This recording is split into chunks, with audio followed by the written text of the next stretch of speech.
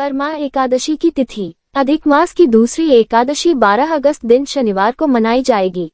हिंदू पंचांग के अनुसार अधिक मास के कृष्ण पक्ष की परमा एकादशी तिथि शुक्रवार 11 अगस्त को सुबह 05:06 पर आरंभ होगी और 12 अगस्त को सुबह 06:31 पर इसका समापन होगा। श्रावण अधिक मास के कृष्ण पक्ष की एकादशी को परमा एकादशी कहा जाता है। परमा एकादशी व्रत कथा शुरू करें। काम्पिल्य नगरी में सुमेधा नामक एक ब्राह्मण अपनी पत्नी के साथ निवास करता था। ब्राह्मण बहुत धर्मात्मा था और उसकी पत्नी पतिव्रता स्त्री थी। ये परिवार बहुत सेवाभावी था।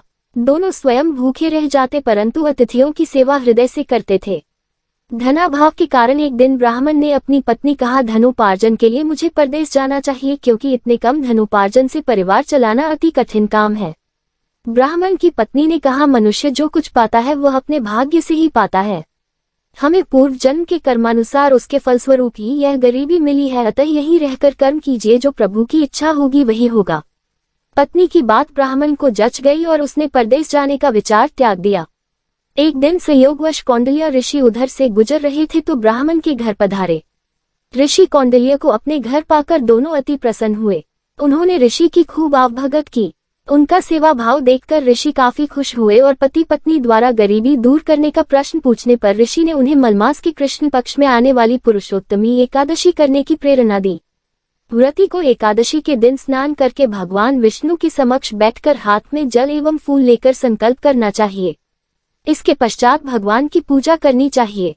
इसके बाद ब्राह्मण को भोजन करवाकर दान दक्षिणा देकर विदा करने के पश्चात व्रती को स्वयं भोजन करना चाहिए। उन्होंने कहा, इस एकादशी का व्रत दोनों रखें। यह एकादशी धन वैभव देती है तथा पापों का नाश कर उत्तम गति भी प्रदान करने वाली होती है। धनाधिपति कुबेर ने भी इस एकादशी व्रत का पालन किया था, जिससे प्रसन्न होकर भगवान भोलेनाथ ने उन्हें धनाध्यक्ष का पद प्रदान किया। ऋषि की बात सुनकर दोनों आनंदित हो उठे और समय आने पर सुमेधा और उनकी पत्नी ने विधिपूर्वक इस एकादशी का व्रत रखा, जिससे उनकी गरीबी दूर हो गई और पृथ्वी पर काफी वर्षों तक सुख भोगने के पश्चात वे पति पत्नी श्री विष्णु के उत्तम लोक को प्रस्थान कर गए। अतः हे नारद, जो कोई मनुष्य विधिपूर्वक इस व्रत को करेगा भगवान विष्णु निश्चित ही कल्याण करते हैं।